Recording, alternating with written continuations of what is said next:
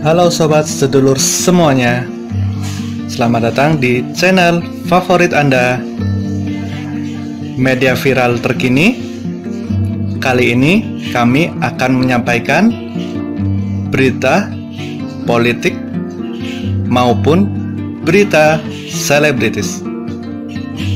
Semoga berita yang kami sampaikan bermanfaat.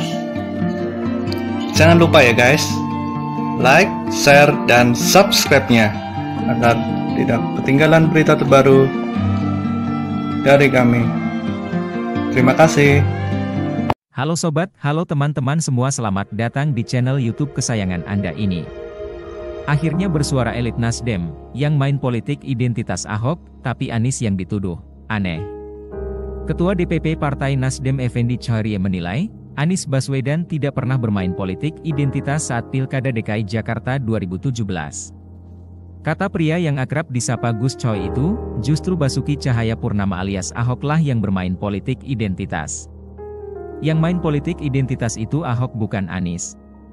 Ahok ngutip surat Al-Maidah ayat 51, padahal non-muslim, kata Effendi saat dikonfirmasi, Senin, 14 November 2022. Effendi menuturkan, pernyataan Ahok itu pun direaksi oleh pendukung Anies. Dia bilang, bakal calon presiden yang diusungnya itu tidak pernah mengutip ayat agama. Aksi Ahok itu kemudian direaksi oleh pendukung Anies. Anies enggak pernah ngutip ayat-ayat agama dalam kampanye. Biang keroknya Ahok, tapi Anies yang dituduh. Kok aneh, tuturnya. Ferdinand Huta HN, tinggal buka YouTube, jangan pura-pura tidak tahu. Anies Baswedan membantah dirinya intoleran, dan meminta bukti kepada pihak yang menudingnya seperti itu. Menanggapi hal ini, mantan politisi Partai Demokrat Ferdinand Huta HN meminta Anies Baswedan jujur pada diri sendiri. Saya justru malah tertawa ketika Anies Baswedan bertanya kalau saya pelaku politik identitas, tunjukkan buktinya, kalau kita mau jujur kepada diri kita sendiri, kata Ferdinand dalam diskusi di Jakarta, Sabtu, 12 November 2022. Ferdinand pun mengungkit kemenangan Anies Baswedan di Pilkada DKI Jakarta 2017. Hal itu disebutnya menjadi salah satu bukti Anies sebagai sosok yang intoleran dan kerap memainkan politik identitas. Anies Baswedan itu memang tidak melakukan secara langsung pada saat Pilkada 2017.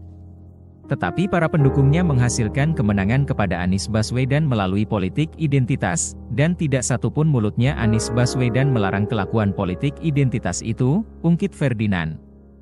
Mantan politikus Partai Demokrat itu menuturkan, Anies sejatinya bisa menghentikan politik identitas saat Pilkada 2017, dengan melarang pendukungnya. Namun, hal itu tidak dilakukan. Yang kedua, pada saat pidato politiknya, Anies Baswedan terucap kata pribumi dan siapapun bisa membaca arahnya ini kemana, karena lawannya siapa? Padahal dia juga bukan pribumi. Jadi itu politik identitas, bebernya. Ferdinand meminta Anies Baswedan bercermin untuk mencari bukti perihal tudingan politik identitas yang dilakukannya. Dia juga meminta Anies untuk tidak munafik. Jadi kalau Anies Baswedan bertanya mana buktinya, ya kan tinggal ambil cermin dan buka YouTube yang lama kan semua muncul, dan jangan pura-pura tidak tahu, dan itu malah munafik kesannya, papar Ferdinand. Sebelumnya, Anies Baswedan meminta bukti soal tudingan dirinya intoleran dan kerap melakukan politik identitas.